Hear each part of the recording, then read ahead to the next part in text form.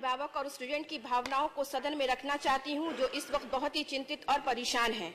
माननीय supreme court के आदेश के बाद गत वर्ष से देश में मेडिकल कॉलेज में प्रवेश की प्रक्रिया में बड़ा बदलाव किया गया है। नीट को लागू कर दिया गया है और देश भर में मेडिकल कॉलेज में प्रवेश जो है नीट के अंकों के आधार पर होने वाली काउंसलिंग के जरिए दिए जा रहे हैं। नीट 2017 का नोटिफिकेशन और बुलेटिन 31 जनवरी को सीबीएसई द्वारा जारी कर दिया गया है। इस बार नीट के आयोजन में कई बदलाव किए गए हैं। परीक्षा के अधिकतम अवसरों की सीमा 3 निर्धारित कर दी गई है।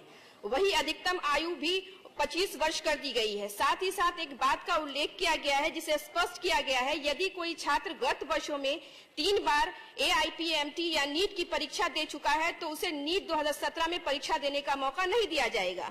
महोदय, 7 मई को परीक्षा होनी है, तिथि तय है। 3 महीना पहले ही आई इस सूचना से हजारों छात्र परेशान हैं।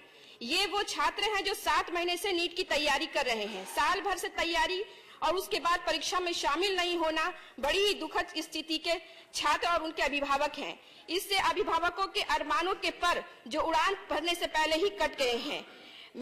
मेरा अनुरोध है माननीय महोदय कि इस तरह का कोई भी नियम अगले सत्र से परीक्षाओं को लागू करे, ताकि इस वर्ष में अगर किया गया तो 1 साल की तैयारी कर रहे उन छात्रों का क्या होगा। उनके सपने चूर हो जाएंगे, साल भर की तैयारी बेकार हो जाएगी। और खासकर उन बच्चों और उन अभिभावकों का जिन्होंने कर्ज लेकर गांव से शहर में अपने बच्चों को पढ़ने के लिए भेजा है या फिर अपनी जमीन बेच दी है।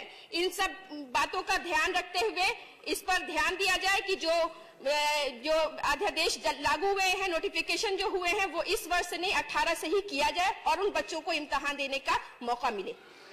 धन्यवाद। Thank you very much. Yes, all the names may be added, please.